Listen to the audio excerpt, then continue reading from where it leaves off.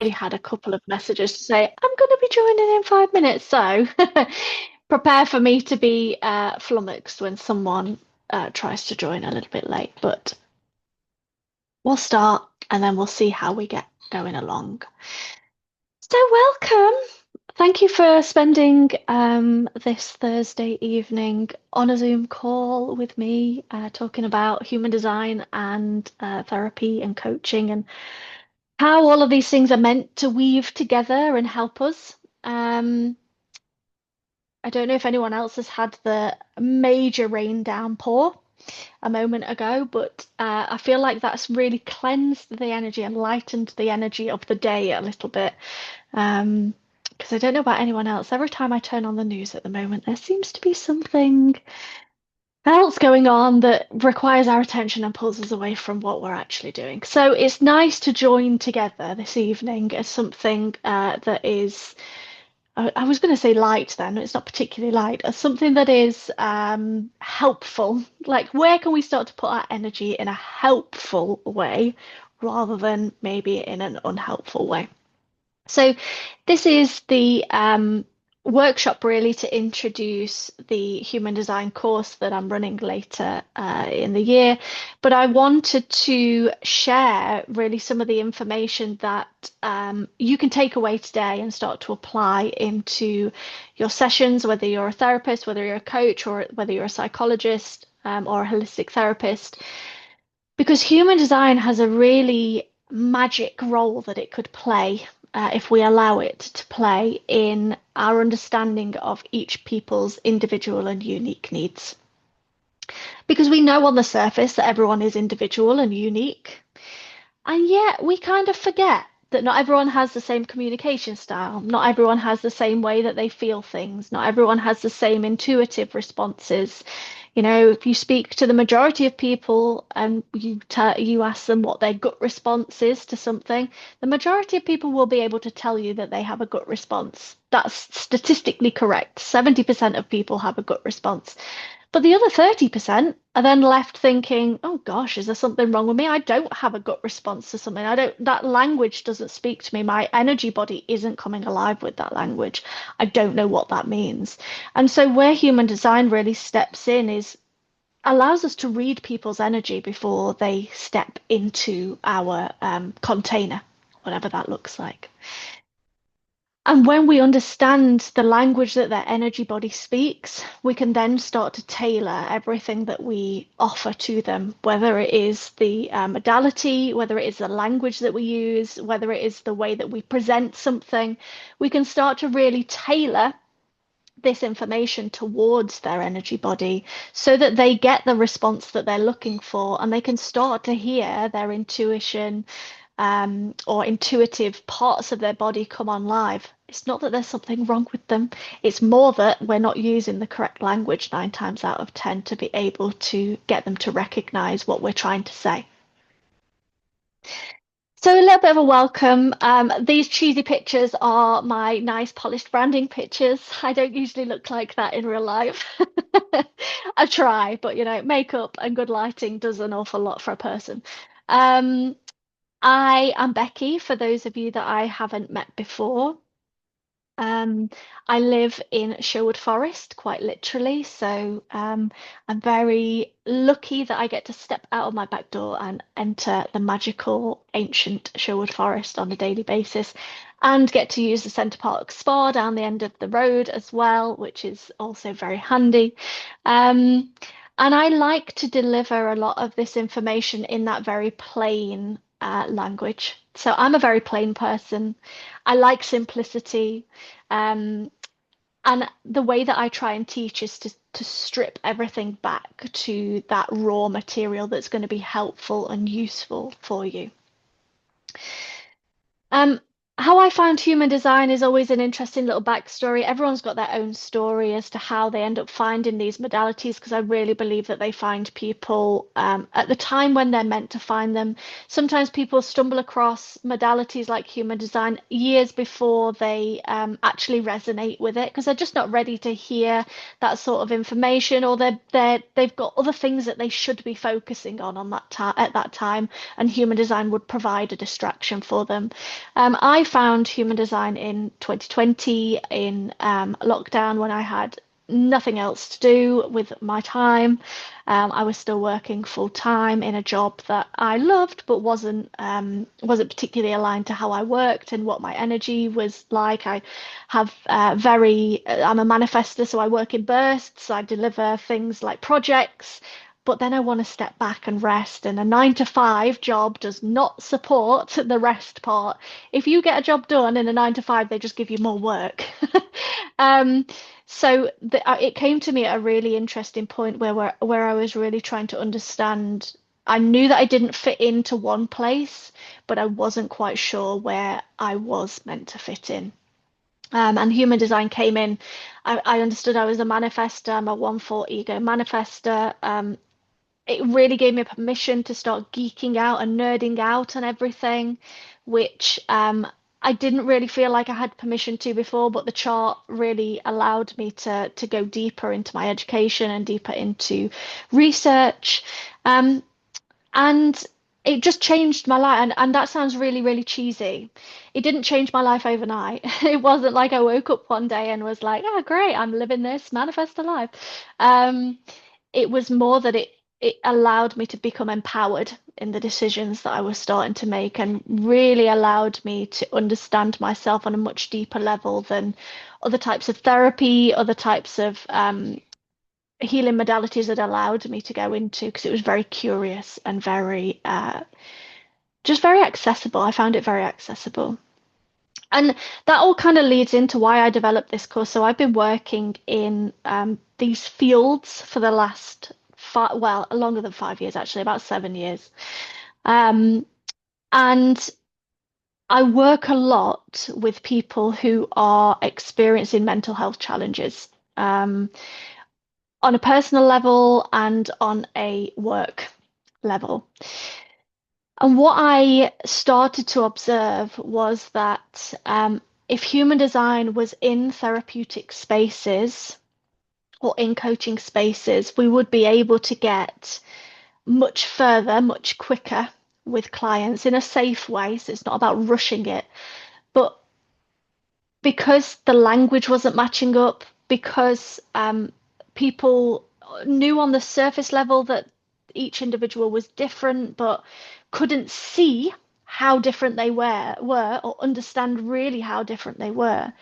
There was a lot of mismatches coming in, and there was a lot of potentially more damage coming in because we were trying to still apply certain theories, certain modalities, certain practices to people who actually wouldn't benefit from the practice. A good example of that, if anyone practices EMDR, um, or EFT actually to an extent as well, is that only about 60% of people have constant access to their emotions and how they feel emotionally. If you ask the other 40% to try and recall their emotions and either tap them out or process them, they're going to really struggle because they don't actually store that same emotional information or energy within their body. They are much better at stepping into something like drama therapy, where they can embody the emotion rather than recall the emotion. They're just not going to be able to. It's not how they're set up to. And sometimes these people come across as being cut off from their emotions or disconnected from their emotions. They're actually not. They're energetic sponges when they're in the environment. They're deeply, deeply empathic, but they have to be in the environment to be able to feel those things rather than be able to recall them. And often they don't know how they feel. So things like drama therapy, things like stepping into that energy allows them to take on that identity and then process the emotion from the identity rather than the recall action. So I really developed this course after seeing how my human design work was helping people who were already going through therapy practices and already going through coaching practices, and just seeing that there was this gap in the middle where coaches were missing things, therapists were missing things, but ultimately the individual in the middle needed to be empowered to know their own energy body as well, to be able to advocate for what they needed. Another glossy photo for you. So in today's workshop, we're going to have a very, very, very brief look at what is human design because I just want to talk about energy for a moment. I want to share one of my breakthrough techniques with you, which is about looking at the blockages that you will be able to spot straight away within a person's chart as to where their blind spots are going to be, which is always fun to poke around in. And I'm going to introduce the course a little bit as well at the end. So, what is human design? Human design is an energetic system. It is based on astrology, it is based on the Kabbalah, it is based on the chakra system, and it is based on what's the one that I'm missing? One of the others, I Ching, one of the main ones, the I Ching.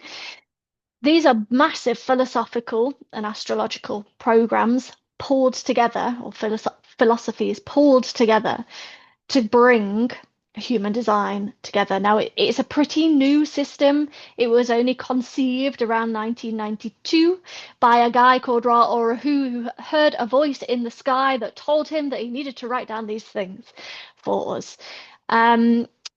But what it was actually pulling on and what actually happened was that he was drawing together all these ancient philosophies that have been around for thousands upon thousands upon thousands of years and making them visual so that we could start to read energy and see our subtle energy layers of our body with our eyes, which, let's face it, most people need to be able to see something to be able to process it. If it's not real, if it's not visual, if you can't see it, it's not real to a lot of people. So human design really starts to pull those energy modalities together. The majority of it is based on astrology and the I Ching. And the I Ching is a Chinese philosophical um, modality based on astrology. So where the sun moves through the different gates in the sky, where the moon moves through different gates in the sky, they're the gates that are activated. They populate the graph, and this is just a graph that is reading data in the middle. It just looks like a human body and provides us with circuitry so that we can start to understand what the human body is.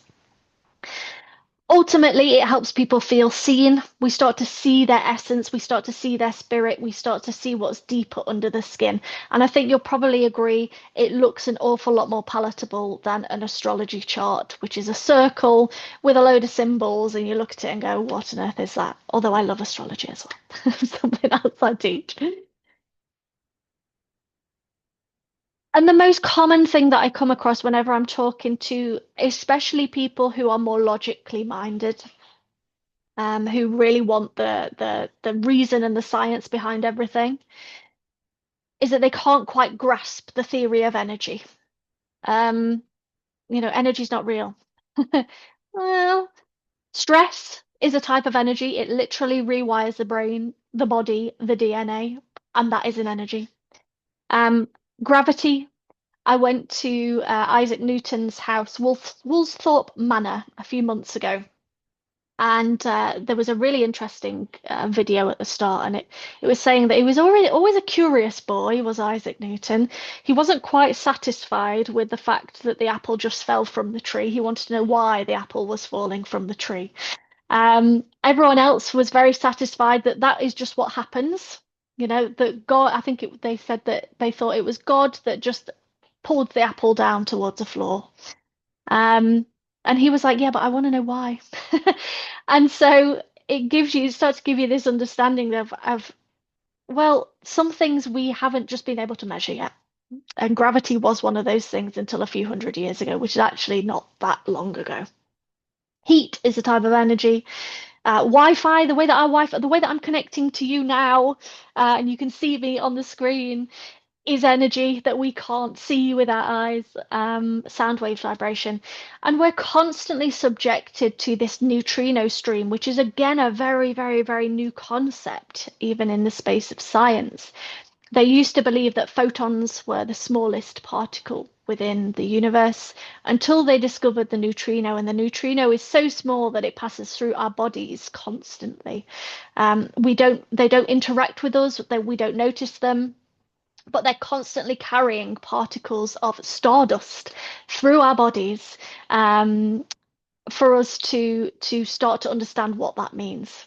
Does that mean anything for us? How is that interacting with us? And that's the whole theory on how astrology works. It's the neutrino stream influencing our energy, bringing this stardust through our bodies, and we feel the energetic tide collectively and individually. So, with that, um, these are the secrets of the shadow chart. Now, whenever you see a human design chart, it will look a little bit like the one that I've just shown you. So you will have white centers, you will have colored in centers. That's the normal way that it looks. The shadow chart, however, gives us an opportunity to flip it so that we start to become aware of the undefined centers, the white centers, because the white centers are where people are being heavily influenced. It's where patterns are on repeat and patterns are on a loop, and they don't necessarily know that that is playing out in the background as a story, if you like. And that is normally what's keeping people stuck in the situations that they will find themselves in when they come to you for either therapy or coaching or any sort of modality that you're offering. They are stuck in a loop that you can see in a moment within their shadow chart, and you can start to pinpoint exactly what you need to start to talk to them about, and with a hierarchy of in which order you need to start to unpick that pattern with. So before I flick this chart over, also what's worth noticing is this is really helpful for you as well. So it doesn't matter if, and this is how the whole course has been designed as well. It doesn't matter that it's not just about what we offer to people, it's also about learning about ourselves at the same time and what we really deeply need from environments, from people, from the way that we interact with individuals, how we want to communicate, what our natural energy levels are like, where, what's feeding us, what's our fuel. We can start to use the chart to really understand all of that. So a normal, I'm saying normal human design chart like there is a normal type of chart. There are billions of different combinations of this chart. And also, this is a reflectors chart, so probably not one that you're going to come across all too often because reflectors only make up about 1% of the population worldwide, so they're pretty rare. What you will notice about this chart is that all of their energy centers are open. That is what makes a reflector. All of their energy centers are open. It means they're completely open to the influence of everyone and everything around them. They are meant to be so that they can provide almost like a mirror for us to be able to see ourselves as well. They get to be carried through life if they allow themselves to be carried. But what often comes in is the conditioning of I need to struggle, I need to sacrifice, I need to be doing more, I need to be more productive, I need to have an identity. All of these stories then stop them from actually just being themselves and being in whatever energy they are meant to be in. So a normal human design chart looks like this. All of these columns, all of these numbers, all of these lines, all of these words. What happens though when we turn the shadow chart on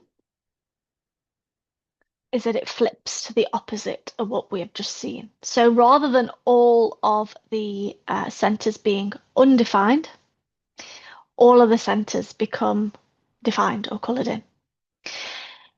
And what this starts to show us is, what do I need to start to talk to this person about? 9 times out of 10, they're coming to therapy, they're coming to complementary therapy or coaching because they've got a problem that they want to overcome.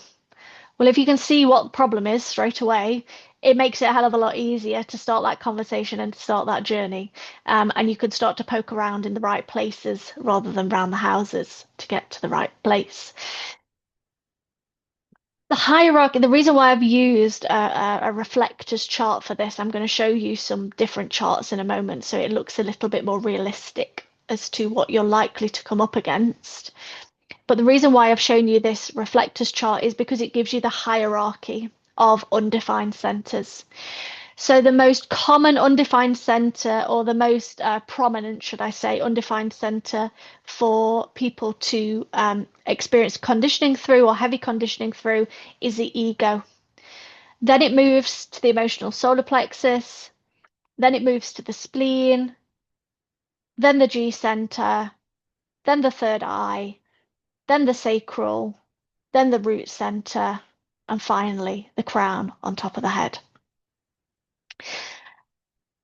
It's not always the same every single time, but 9 times out of 10, it is.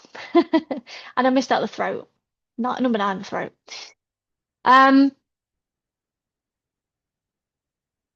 and when you start to see individuals' charts, this will then start to shift around and look differently, which I'll show you in a minute. So, if we have someone coming with an undefined ego center, what's the story that they are most likely to be playing out at the moment? It's going to be a story around self-worth.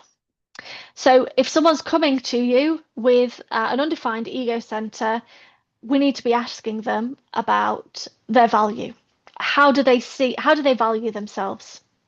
Are they putting off promotions at work because they don't value the way that the information that they have, or the delivery that they have? Are they not taking enough in relationships and they're giving, giving, giving, giving? Are they trying to prove their worth through showing off? For example, you might see this quite often with um, people who are getting in debt, splashing out on the cars, splashing out on the houses, splashing out on the holidays, because they're trying to fulfill a story around self-worth through things that aren't going to be healthy for them, and are just causing them more issues in the long run. So someone with an undefined ego is going to need to be spoken to about self-worth. What does healthy self-worth look like? What do you actually want to charge for things? What do you want to what value do you want to place upon yourself? And are you hearing those things in your head but not actually communicating them? So self-worth. The other thing that comes in with this one is motivation. If someone's got an undefined ego, they're likely to either be wavering in their motivation, or they're going to be trying far too hard and get burnt out far too quickly. It's like relying on cardio, like relying on I'm just going to pelt it out on the treadmill at 100 miles an hour and keep going and keep going and keep going until I fall off. You wouldn't do that to your heart. So why are you doing it to your heart energetically? The second one, which is one of the most common ones I see, is the undefined solar plexus. The undefined solar plexus leaves us in avoidance mode. So if anyone's got this undefined, they will be keeping themselves in a situation rather than having difficult conversations. The reason being because they are soaking up all the emotional energy of the situation that they're in, of the other person that they're reading. They're feeling everything incredibly deeply. So these people will need tools to be able to have safe conversations, because it's going to be the conversations, the avoidance, that is keeping them stuck in the loop. They aren't going to want to confront people. They aren't going to want to speak their truth. If you say to people, speak your truth, and they've got an undefined emotional solar plexus, they're going to be like, oh, no, thank you. That is not safe. I'm not going to speak my truth. So you start to identify, okay, what is it that's sitting behind this? And how can we start to work with it moving forwards? The third center that you're going to find potentially undefined is the spleen. Now, the spleen is all about safety. It is a safety mechanism heavily linked to the nervous system. It really wants us to survive. It doesn't want us to thrive. So with that theory or that thought of survival, I'm here to survive. I'm clinging onto everything to survive. The main splenic story is that they're holding on to things for too long that are not good for them. That can be addictive eating, addictive drinking, addictive habits in general. It could be relationships, jobs. There's this tendency to hold on for too long.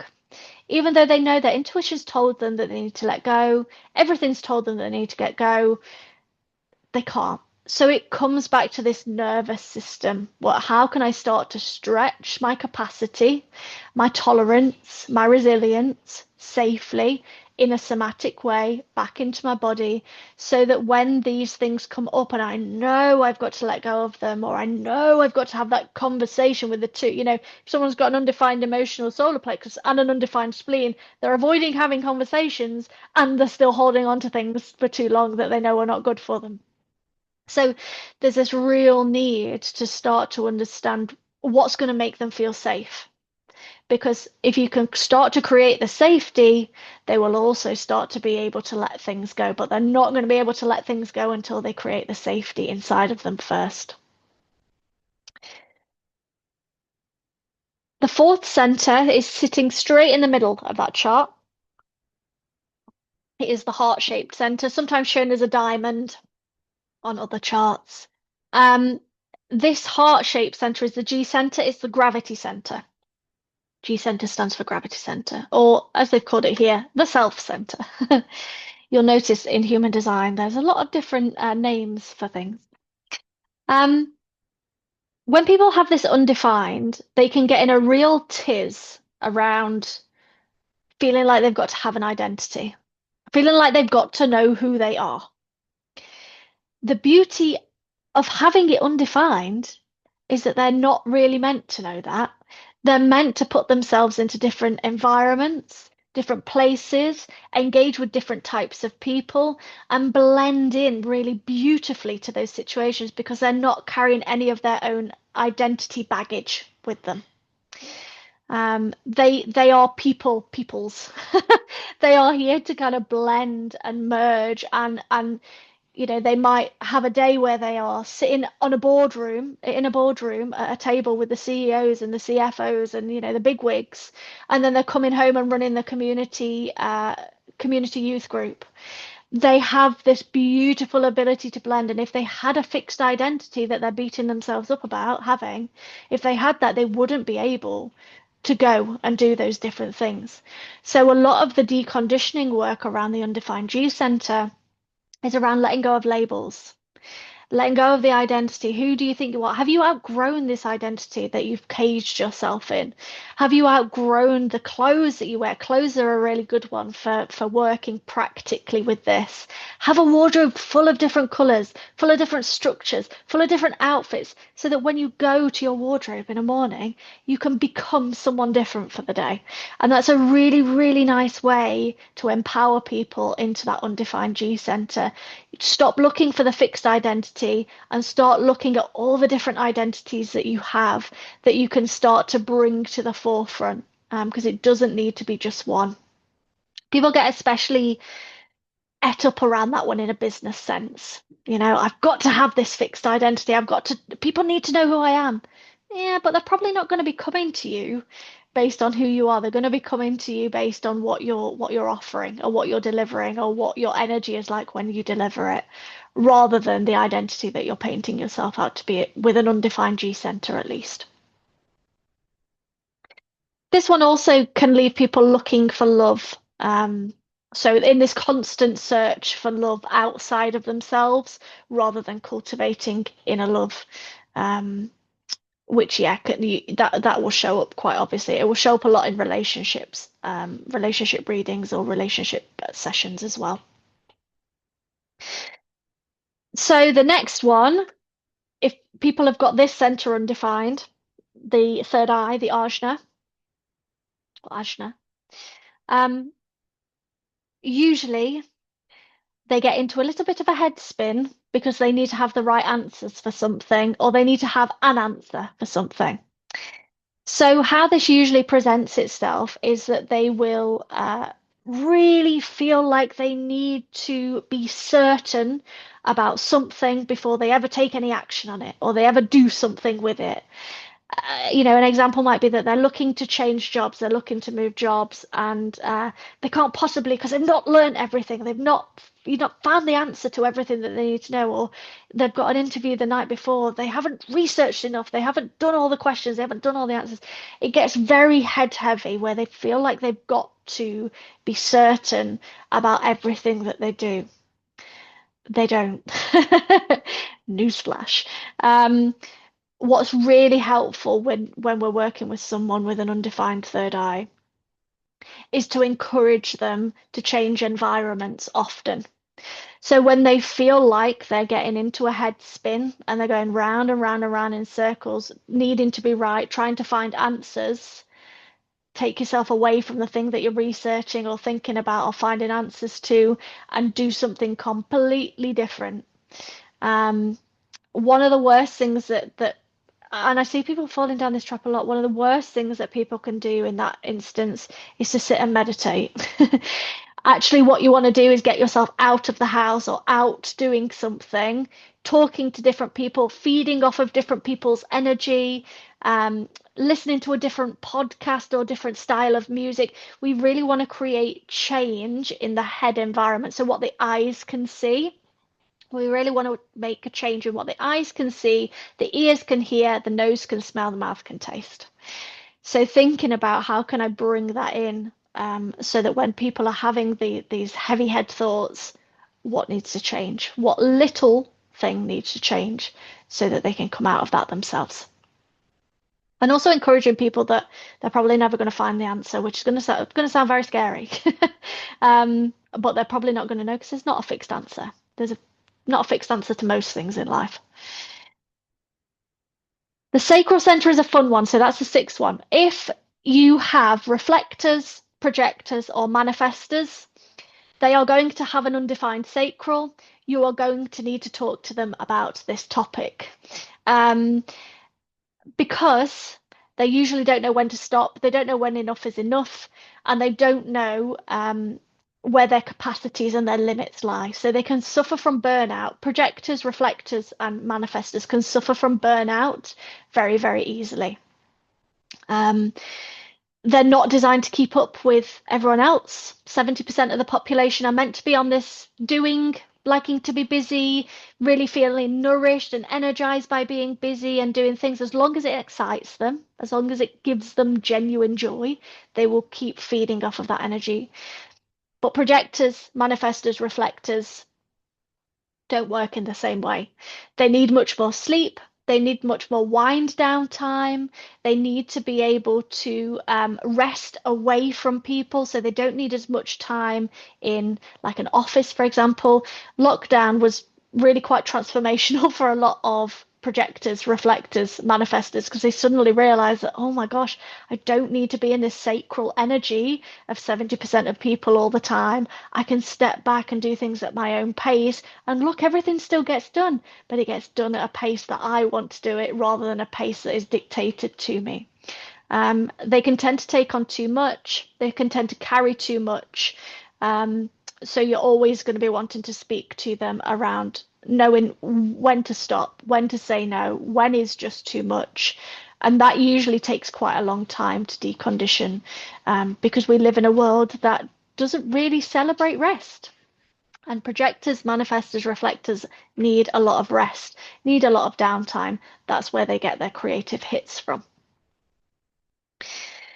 So the seventh center that comes in is the root center.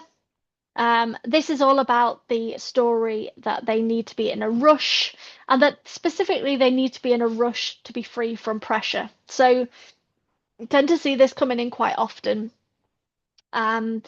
with people who work really high intensity jobs. They've got to that point because they have an undefined root center. And so they can work mega quickly because they're working off of pressure, but they're not designed to be working off of pressure. They're designed to be able to work in rhythm rather than pressure. And so when we have this center undefined, it's linked to the adrenaline system, it's linked to the adrenal system.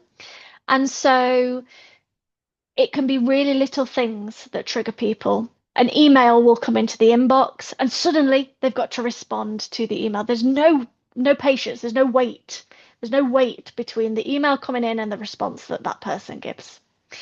Um, there's also, when they get a phone call, suddenly adrenaline's running through the body because I've got to answer it now and I've got to have all the answers now and I've got to give. Just slow, calm down. It can leave people with adrenal burnout quite quickly because what's essentially happening is the pressure is causing adrenaline rushes. The adrenaline rushes are causing all sorts of havoc with the hormonal system. And it's important to start to teach them about how to hold pressure. How can I hold pressure? Again, it's nervous system capacity, right? We're stretching our tolerance. We're getting okay with leaving that email for a couple of hours, calling that person back at a more convenient time. And it's really little habit changes that start to then stack up. The head center is the eighth center that, when it's undefined, will cause an issue. Tends to come in with the pressure again to have an answer to something. So this is head pressure. If you think about head, like headaches, pressure headaches, people with undefined heads can suffer with pressure headaches quite a lot because it's a physical symptom that's coming from an energetic response. But they also tend to think a lot about things that don't matter. And they'll probably come to you with an awful lot of problems for things where we're kind of thinking, why are you thinking about that? That's not even coming to fruition. That's not even a thing. They'll go down the scroll holes. These are people who are going down the scroll holes, and getting very distracted and very into things that are just not helping with their mental state whatsoever. The solution for this one is the same as the third eye. We put ourselves into a different environment.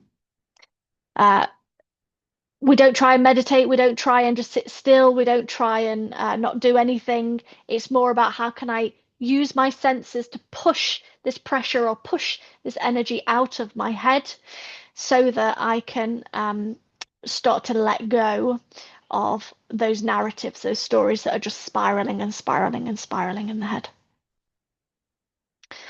And the last space that you're going to find heavy conditioning in an undefined center is someone with an undefined throat. Someone with an undefined throat is statistically at a bit of a disadvantage. 70% of people around this planet have a defined voice, meaning that they have consistent access to their voice to be able to say what they want to say, even if it's, I don't have anything to say.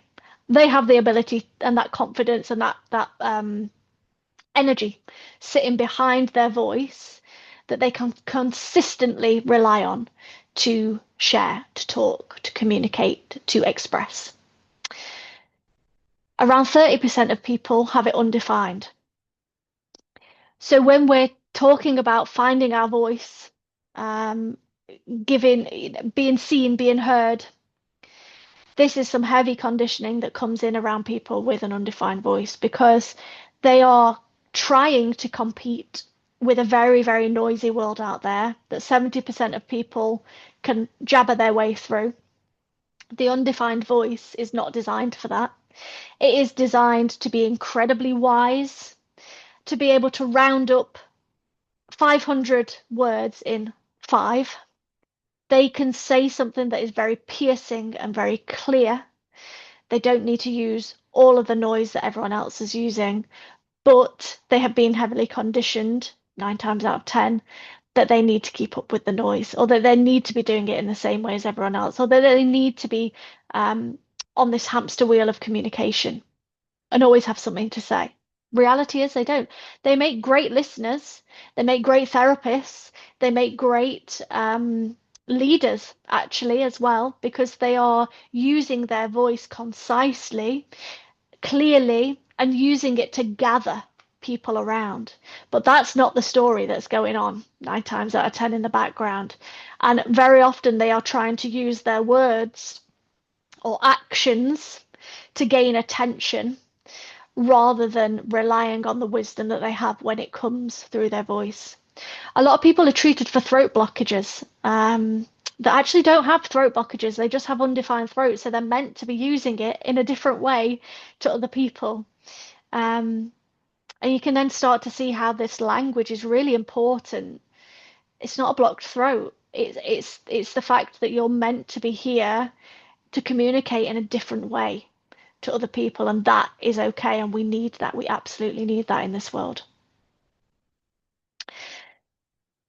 So they're all the undefined centers stories. I just wanted to show you some examples of what it's more likely to look like in an everyday situation, because it's going to be rare that you come across a reflector um, where you have to look at all of these and the hierarchy of them. Um, it's going to be more likely that a chart looks something like this because they've got 5 centers defined and 4 centers undefined. So you've got a clear and concise way of starting to speak to them. This is a projector, a splenic projector chart. The first thing you would be talking to them about is their emotions, their tendency to avoid difficult conversations, truthful conversations with themselves, with others, and how is that holding them back? What conversations are they not having with people? Then you would talk to them about the G center, so it's really helpfully labeled in these examples, and that's so genetic matrix, which is the program that I would recommend people to get anyway. It's not expensive. It's maybe £8 or £9 a month, something like that. But that gives you access to all of these sorts of charts, and it helpfully highlights it. So you've not got to remember everything. It highlights everything for you. So the second part you would want to delve into is this: are you looking for love? Are you looking for direction? Are you looking for identity? You'd be able to tell that from how someone's speaking as to what they're looking for or whether that was an issue with them. If it's a projector, you're always going to be wanting to talk about how much rest are you getting? Are you getting a good night's sleep? Are you getting good rest? Are you overdoing it with the exercise? What type of exercise are you doing? Because they're going to need different types of exercise, and that's something else I'll cover at a different time. But um, because the energies are different, not everyone's going to suit the same routines. Not everyone's going to suit the same classes or the same exercise groups or the same fads, trends, whatever it is that comes along. It's going to really need to be important for that person. And then you would want to be talking to them about their throat, about their undefined voice, and what's going on there. Is are they? You'll be able to tell firstly if there's a problem with this, because usually they will either talk the hind legs off a donkey because they're mirroring or trying to mirror and just getting it a little bit off, or they will really stumble over their words and really not know what they're doing. It might also be coming out in their actions. So they might have come to you, let's say you're a therapist, they might have come to you because their actions are too big and too bold and they're causing issues in their personal life. Let's say that they're acting out of anger. And they're really trying to express themselves, but it's coming out in a really misaligned way. Very common with that undefined throat because it's trying to get attention, it's trying to draw attention to itself so that it can get help, but it's just coming out in a not so helpful way. This is another relatively common example. You might have someone who has just got one center undefined. I had a session today where this was the case, and it was this EO center that was undefined. The main conditioning that you're going to want to look at with these people is self-worth, self-value. How much are you spending on yourself? Some really lovely examples of things that you might want to talk to people about. If they're going into shops and the first thing that they're looking at is the price tag rather than whether the material feels good to them, whether it looks good on them. I'm not saying that they can't, I'm not saying that it's not about money, because there's always going to be a money conversation to be had. But if they're constantly putting something else before they decide whether they like something, that's usually a good indication as to whether they are having some issues with self-worth. If they're always buying And I'm talking about this like people can afford these things. I'm not talking about it like they can't, like if they can afford these things, but they're also sacrificing what they actually want and they actually need for something cheaper or something more flimsy, or let's say they can afford to get the nice winter coat that's going to keep them warm all winter, but instead they're sacrificing themselves and getting the cheapest one they can find that doesn't last, gets holes in it, and then they end up being cold and damp all winter. That's where those self-worth opportunities are coming in to make small everyday changes that then start to stack up to bigger changes. And this is a manifestor's chart. So this person only has three centers defined. The other six are undefined. And again, you can see that similar pattern play out. So because they've got a defined solar plexus, the second thing that they would look at is the spleen, then the G center, then the sacral, then the root, then the head, because they've got the others defined that's changing the order of things that you would want to look at. Okay. I should say these all these things down the side, so you will see that all the gates listed as well. Some of them are in blue, some of them are in red, some of them are in green. Um, there are different types of conditioning that come in. The main ones that we would look at would be the gates in red, because they are forming or not forming, should I say, a channel. And where they're not forming a channel, they're creating more tension there. So, for example, if you've got the heart center here, this person has an undefined gate 21, they're probably going to be conditioned to try and control everything or feel like they've got to be in control of everything.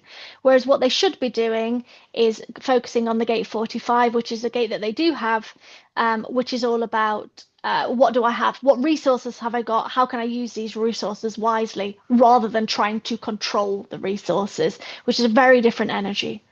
Um, Same here, they might use shock tactics. Gate 51 is a gate of shock. They might use shock tactics or shocking tactics to get people's attention or to try and prove their worth. So it might be that this person goes out and splashes out on a brand new car when they can't afford to buy brand new cars because they just want to show that or shock people into thinking that they're doing well or that they're doing better than they are. So shock tactics really common. And so all of those red centers give us, red gates give us something to look at as well on a deeper level.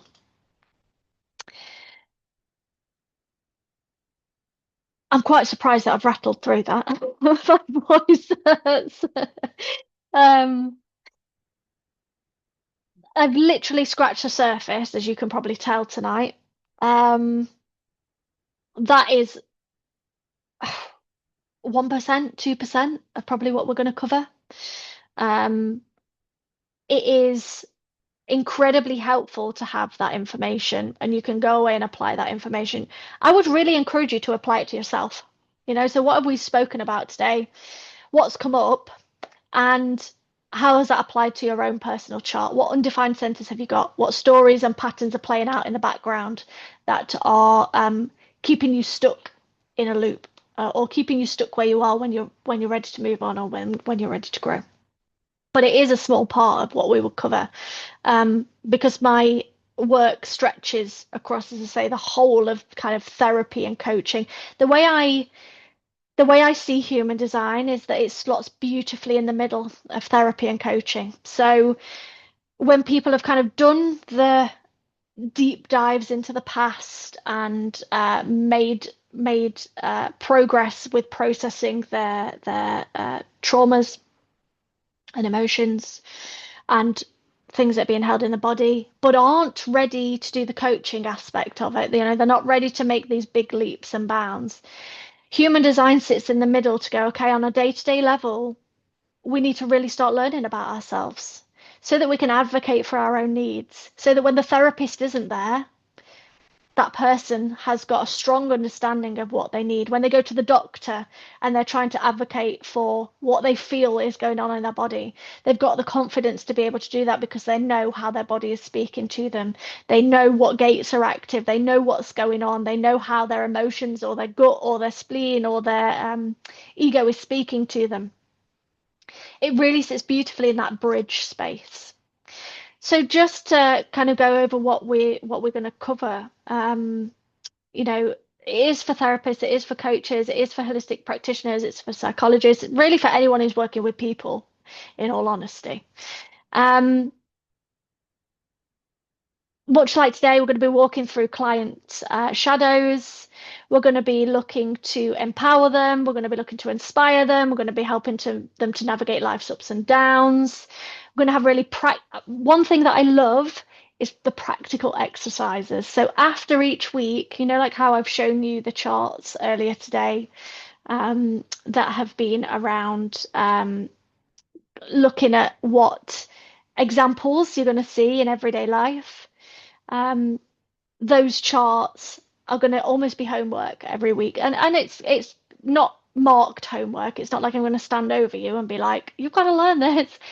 But the scenarios and charts are incredibly helpful for starting to put this into practical use. So it's not the sort of course where you just turn up every week, pop your headphones on, zone out, and then don't see you again for another week. Like there's some good practical homework things for you to get stuck into so that you can start to apply this information to your everyday clients. And ultimately what we're doing is understanding how to read energy. I said at the very start, we're looking to read energy, we're looking to develop energy reading. How can I start to see with my eyes what's going on so that I can help that person to understand themselves more deeply as well and empower them into that. So on a practical level, it's 6 months long. We meet every week. I toyed with the idea of doing something smaller. I couldn't do it. I can't condense it down, all the information that is going to be in it. I would be doing you a disservice. It would be doing me a disservice. And it would be doing the information a disservice to try and make it smaller and shoehorn it into one of these 3 months courses. It's just not possible. So I'm doing it gently, gradually over the 6 months so that you actually learn something and can integrate it. Emphasis on practical skills. It's going to be live and supported. So each week check-ins, each week homework discussions, you know, really starting to look at putting these things into practice. I'm going to include a bit at the end around personal marketing and business alignment. So how can you use it for attracting the clients that are going to be aligned to you as well? There's also a combination of modalities in there. So human design is going to provide the backbone, but there's also going to be gene keys, which is kind of a side track of human design, really. Astrology, nervous system support, all things that are really practical that you can get your clients on board with to understand. And I'm popping an offer over in an email shortly that is looking a little bit like this. So as always, a pay in full option is the cheapest option. There's a reading, one-to-one reading included in that. There's also a printed version of the manual included in that. I've also introduced a pay over 12 months option, which wasn't available at the last launch. And so there's a few different options. So there's a pay over 6 months, there's a pay over 12 months, and it gives you a bit of a chance to, okay, which one am I going to go for? Which one's the most aligned for me? There are 10 spaces left, so it would be great to have people if they fancy it. But also, I don't do the pressure sales because I deeply trust that when this information is meant to land with people, it will land with people. And I would also encourage people when they're signing up to really listen to their intuition. You know, if their gut is saying yes, if their emotions are going on that wave and being like, I really feel like this would be helpful for me, trust your intuition. But if your gut is saying, no, not for me, if your emotions are like, nah, not interested, also trust that. You know, this is all about empowering. This is all about making sure that we're going in the right direction. And I'm going to email the links to this later. So you'll get the video recording and you'll get the offers as well later this evening. But that is me done. I hope that you've enjoyed it. So, is the chart fixed? Yes, your chart is fixed. And can you do the gate change? Gates change. Can undo. Oh, can undo the gates change. Sorry, that's me. Undefined to define. So they don't change. They don't change when they're on an individual's chart. They are not changing. It's just that everyone has individual access to different gates. Because this is based on when you were born, the planets are always moving. They're always moving into different gates. So that means that every person's individual chart is completely different, which means everyone has different access to undefined centers, defined gates, hanging gates. So I think there's something like a statistic that is there are 4 billion different combinations of what a human design chart can look like, which is mind-boggling. 4 billion combinations, which means that you've got an energetic doppelganger somewhere in the world, but there's only going to be one more of you.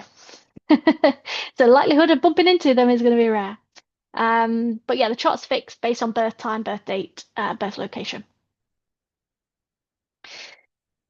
So I hope that that has been helpful.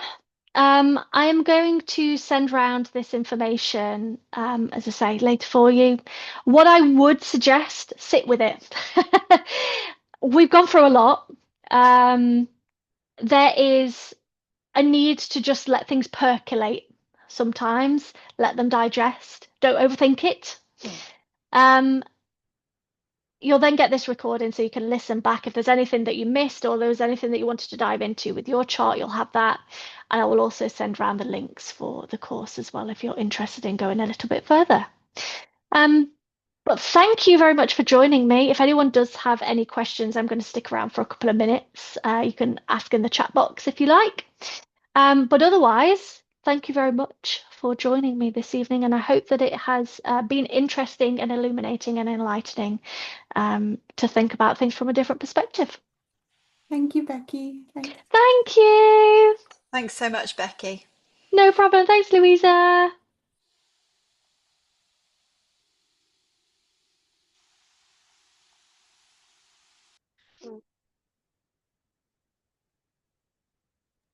I wanted to ask a question, Becky. Yes, no problem. I'm just going to press stop recording and then